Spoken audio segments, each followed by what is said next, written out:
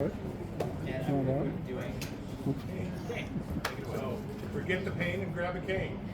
Yes. All right. You want We to have raise? extra canes back there. We do ask that you give them back because I do a seminar next week. And if you want to So if you already raise, have one, if you want to raise cane, Yeah. Raising cane. Where's your other one? Your second? oh, Straight stick. Oh, you give it to Hunch. You're better off using the cane because we swing the cane. Here you go. I got one. Joshi Jason's looking for one.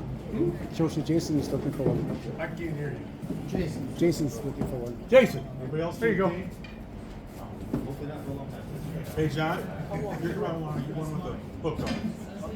Oh, the one we need hooks. You need a hook on. Oh, okay. I'll trade. That's a big stick. That's what you said. Was she right? Everybody have a cane needs one?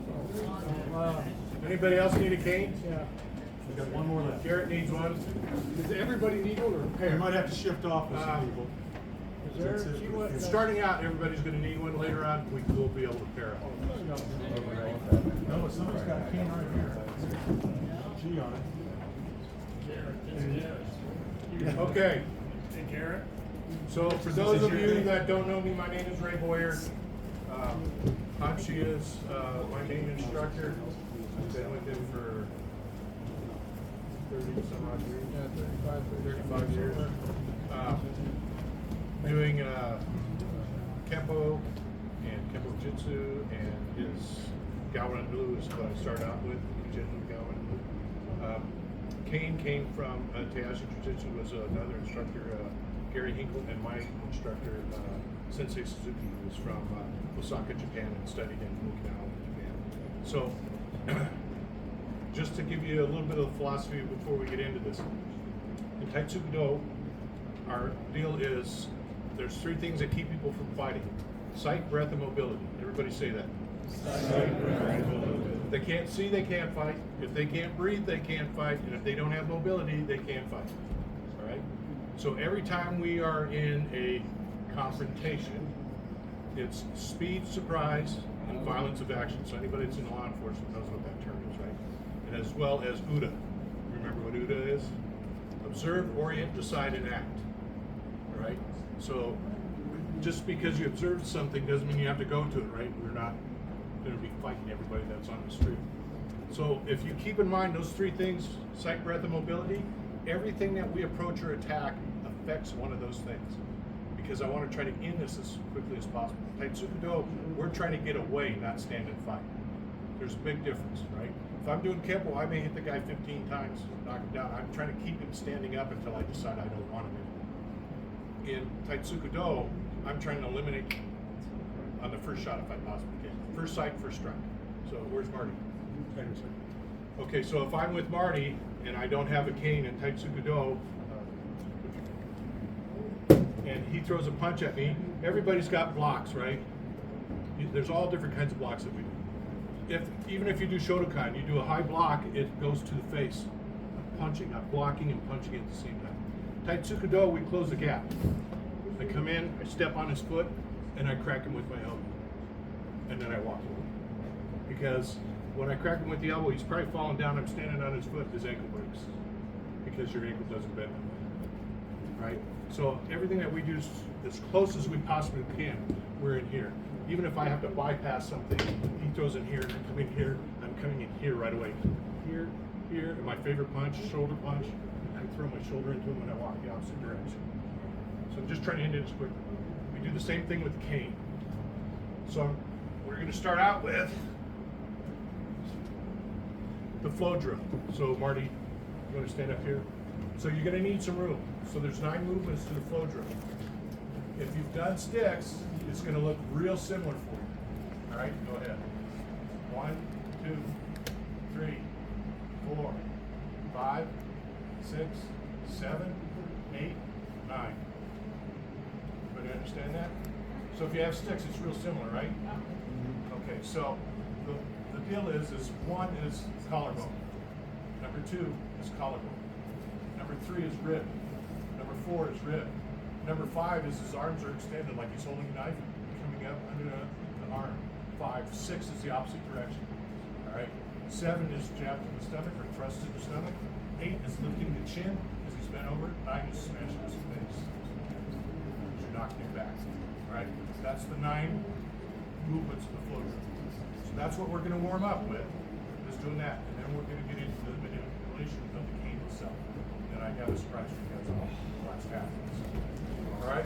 So we're going to count it out. We're going to do it real slow. Make sure you have room. Don't hit the guy next to you. Everybody sign their release? Make sure you're not near somebody's camera. Don't want to hit Tom's camera by accident. All right, so we'll do it real slow. Operator. You can keep it compact. So the reason that we swing is I let this float in my hand. All right, I'm not striking with it. I'm swinging it through. The reason being is I get more speed, right? Torque, speed, and mass is what creates power. So we're creating speed. So 1, collarbone. 2, collarbone. 3, rib. 4, rib. 5, up motion. 6, up motion. 7, catch. Side. Thrust. Lift. So you're pushing down on the horn, not lifting with your hand. Push down on the horn. 9, slide down. Crack to the forehead. All right, we call that our MLB, Major League Baseball. We're going for a home run. All right. All right, let's try it again. Ready? 1, 2, 3, 4, 5, 6, 7, thrust, 8, 9. All right, Marty, will you do it at speed in this power, please? I want to show you. These are practice canes that we're using. I have no problem carrying your practice cane for self-protection. It will break a bone. It'll break your feet. So, large floating bone. Go ahead.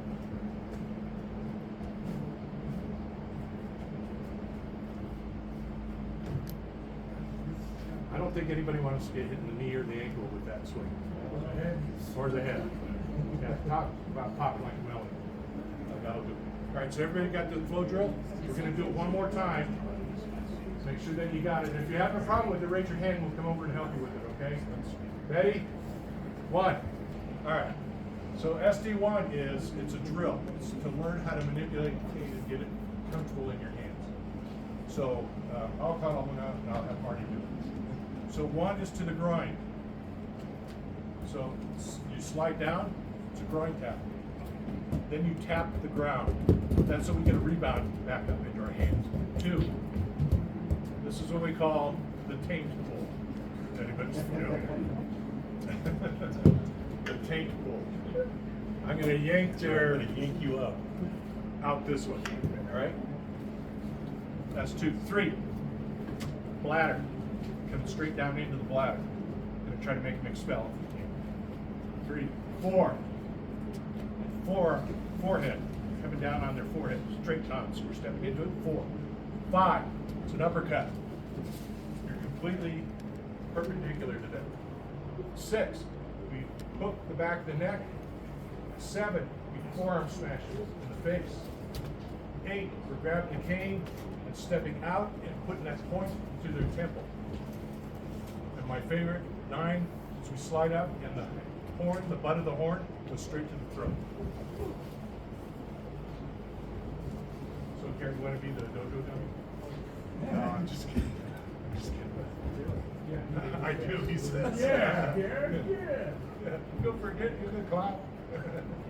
All right, so when we do this, the reason that we choke down on it for this is because we're only going this high. And it's very quick. It's a snap of the wrist. Boom. The reason that we tap is so that we can get this back up here. Grab, hits the groin, but grabs the back end area, and we yank it through. Hit the bladder. All right, once I got the bladder on there, that's number 3. Number 4 is I need to get him to go back that way. So I'm sliding here and punching with my face and the fist and the cane to the face. Once I have that, I'm uppercutting. And I'm hooking the neck, smashing their face, grabbing the cane, stepping out in front of me, turning, putting that right to their temple. And then when I shuffle forward, the Now we shuffle rather than step so we don't cross our feet. I'm stepping and sliding up and bringing that horn right to the center of the throat. All right? Everybody think they got those movements? I'll call them out. We'll just do them slow. Guest instructors that are going to turn this into their own. One of them, the first one will be Guru Chad Bailey. He's going to take the cane and show you how he would use it as a stick.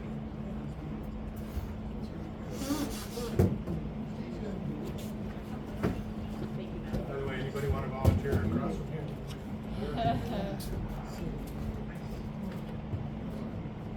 So, do you want me to go off the same pattern, or? You can do whatever you want, but use some of the manipulation that we're using. Gotcha. With the cane. So Ben's gonna come in with angle 1, and we're just gonna start right here. Same thing we did.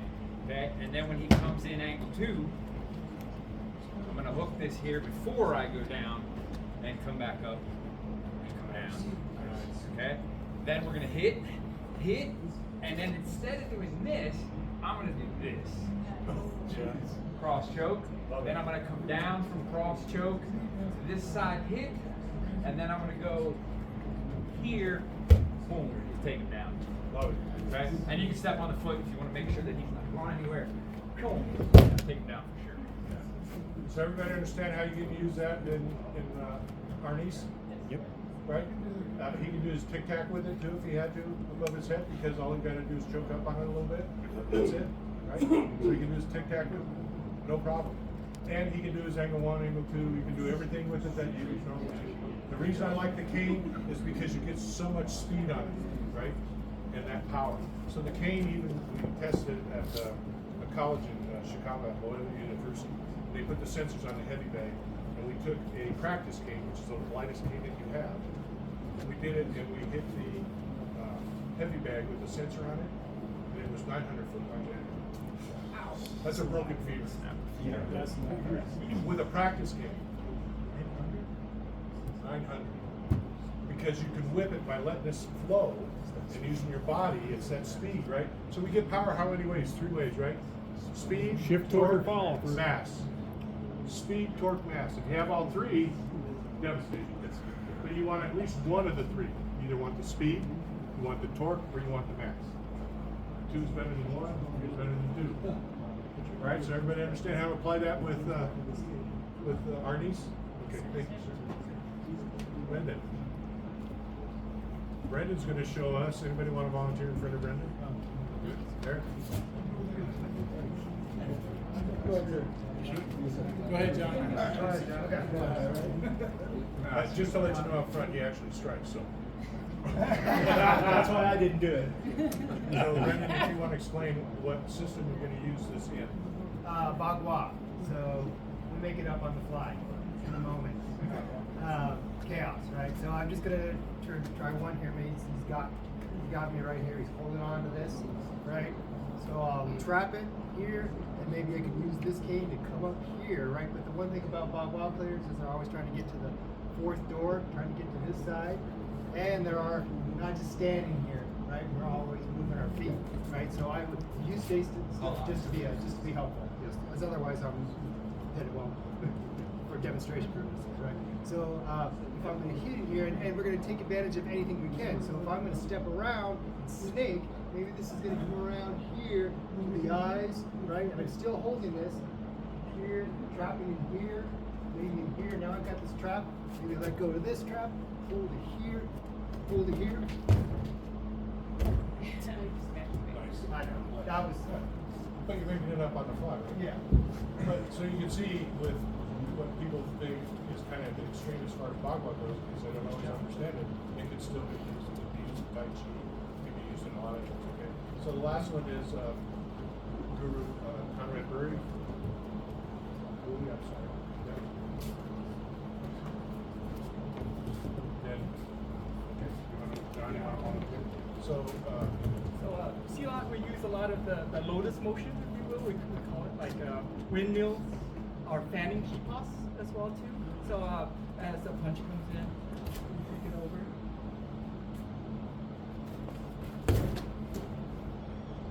We can use the end of the hook here as a breaker as well too, right here.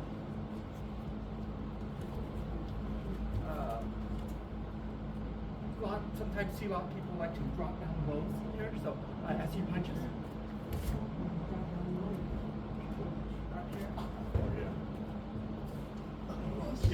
Yeah, I like that. We call that riding the pant leg. Riding that pant leg to connect. Thank you, sir. Okay, so you can see that's 3 different styles, right? And all 3 could use the cane in their system. Not that they're going to, but it's possible, right? So if you like the cane, there's a way for you to implement it in your own system. Tom, can I use you real quick? Sure. So part of I'll just use this. So part of this is I'm going to show mine, and then Tom's going to show his. So we'll need a nuki that can take a fall. So he grabs me, lapel grab. First thing we do is we trap and smack. I come over the top and lock it down. Yes. This slides out of my hand, smacks him in the neck. Rotate this up, bring this here, turn, and it goes down to the ground. Okay? So that's that's number 3 on this. And all that is designed to do is to get them in a position of submission. The throat slap is going to be a little bit painful, right? But everything else is just basically taking it down. Okay, then you want to grab yours and show. So Tom is now going to show with judo. Judo. Anthony. So this one, of course, you can use that as a substitute for a lot of stuff. I just want to give you a couple examples that I'm going to do an actual judo throw, and then I'm going to use this as a tool. So, that's an example. I can do any hip throw I want to do from here. But that's what we're going to do. So there's a third pose, I'll say it's a rukunasha. And I like to cheat with it by putting them in a pea bucket here. And there, then all I'm going to do is block that and keep it. So, I'm going to use this. Block that, and do the same thing. That's my show. That's Hang up here. Thank you, Tom. Very nice. So again, you can see how the cane can be Thank you. implemented anywhere. That's why I love the cane. I think it's a perfect weapon. It's unassuming. Take it anywhere you want, and you can do a lot of damage with it. Plus, the biggest thing, creates distance. Right? In most cases, distance is our friend. So, I need one volunteer. Anybody? Come on up. Let Rosa do it. You're too easy, man. I've heard that. Oh, well, ask Victoria. All right. I'm going to do it to you first, and then you'll do it. Okay. So she comes up, and she's going to strangle me. I'm just standing there, and she goes to strangle me. If I don't have a wall or anything behind, we go to what's called a neutral position. I'm here. I'm going to kind of step back. I can snap this up right here on the arms. I'm going to swim across, down. Here's my horn. Bang, straight to the face. Down, down. You can do whatever you want after that. Okay? So, she doesn't know I'm coming. She's in a neutral position. Swims back, slaps, swims through. There's the horn. Just come back and strike me with the horn. This way, she can do whatever she wants. Very quick, very easy to do. Does that make sense to you? You don't have to smile that much. You trying to hurt me? No, never. Thank you. All right, Ben, you want to come up? So, swinging we use a lot of times for taller men because they have a larger reach on us, right? So our ready position is the cane gets swung out like this. So as I'm coming, he starts to put fists up. I know I'm going to end up in a fight. As he starts to throw, I've got the inside of his leg. I'm going to follow through with this. Boom. Here's my second strike. Here's my third. And baseball. Home run for the field. So it's not always 3 and 4. We do everything by zones. Zone 1 is neck up to the top of the head. Zone 2 is from the collarbones to the waist. Zone 3 is from the hip bone to the ankles. So I'll test the students and say 3-3-1. So they have to do 3-3-1. Right? So that's a good way to practice. If you break it down in zones, then you start manipulating what you're doing. Right? Because I can use it like this. But if he blocks this and grabs it, I gotta know how to get out of that, right? So because my horn is here, go ahead, do that. I jab this into the ribs, right? So once I have that, my elbow comes up over the top. I don't care that he has part of this because I've already hit him in the ribs, but I've got his ITB right there. I just hit his ITB, grab in the center, push. Thanks. All right, so pair up, figure out something from your style on how you would use the cane to maybe use another option of what you do. Whether it's Tai Chi, Bagua, Kempo, Wing Chun, right? Whatever it is. Yeah, think of Lao Tzu. We can roll the top. Right? All right, let's try that. If you hit the cane, we start every class, we end every class this way. You're doing the figure 8 in front of you. 1, 2, it comes around, spins, goes under your arm. As soon as this hits the underarm, your left leg comes to your right. This stays level. Never bow like this. I hate when people do that, especially when I see the competitions, they bow with the bow like that, because I would just grab the bow and bring it to the ground, right? So the way I was taught is everything stays level. Heads up, bow, and then we go back to standing position. All right, so everybody up, we're gonna close.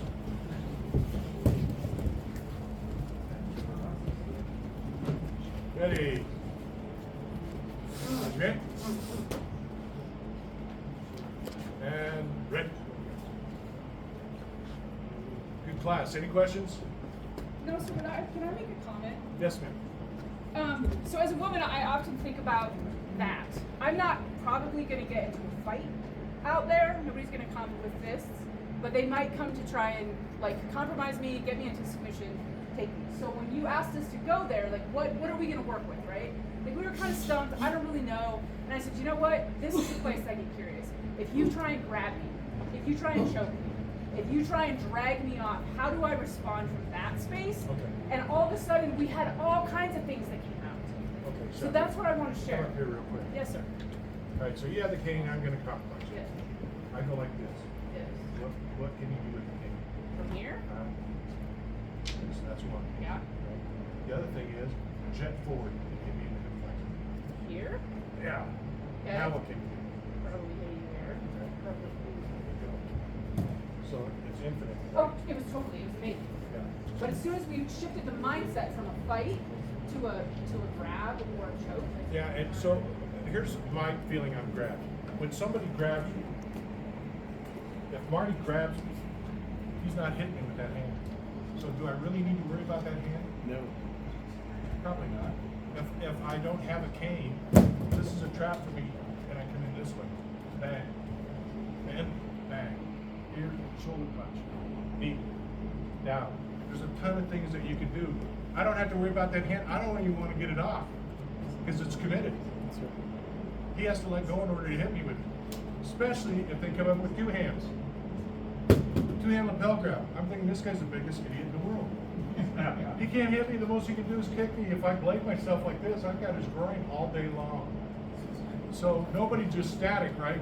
Nobody is, let's go out here. Nobody just puts 2-hand lapel grab and they just stand there. That's what you're doing. So I turn sideways and they walk into that groin cut. Right? I grab this arm, pull it down. I've got his backside. The cane. 2-hand lapel grab. Same thing, I turn sideways, boom. Flip this up, pull down on the arm, step away, here's my punch. Same thing you would do with an open hand, you can do with the cane. Right? You just have to learn where to keep the horn. Because that's your friend. Okay? Any other questions?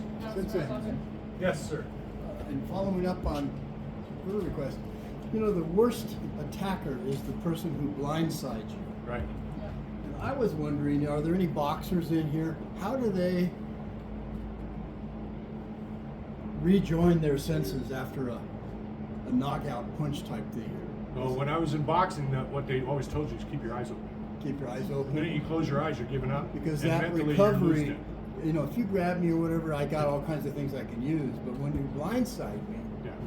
I've got to recover and come into Now, my instructor, Sensei Suzuki, said if you ever got hit blindsided and you started seeing birds, is you do a forward roll. It gives you time to recover, it's throwing the blood back down and up, and then you stay on a knee and try to assess from there. In the Right. ring, I would either clinch or break contact. Right. Okay. But that's where shoulder punches came And from. that's the forward rolls, breaking Right. contact to give your Give your- Well, I body a noticed chance to boxers catch up. clinch. Is that what they're doing? They're Yep. Yep. buying a Yeah, few to seconds. stop you Okay, from I'm being back able to- now. Let's go. It Yeah. used to Because be. I'm about to get knocked out, and Right. I don't want the judge to count me out, so I'm gonna hang all over you. And I'm just gonna do this until Until I And get not my give cells you a get second. broken up. yeah, And not give you a second hit. until the guy says, yeah, because I'm going. I'm on the And ground. that's where the I learned the shoulder punch from boxing. Because that's how they cheat.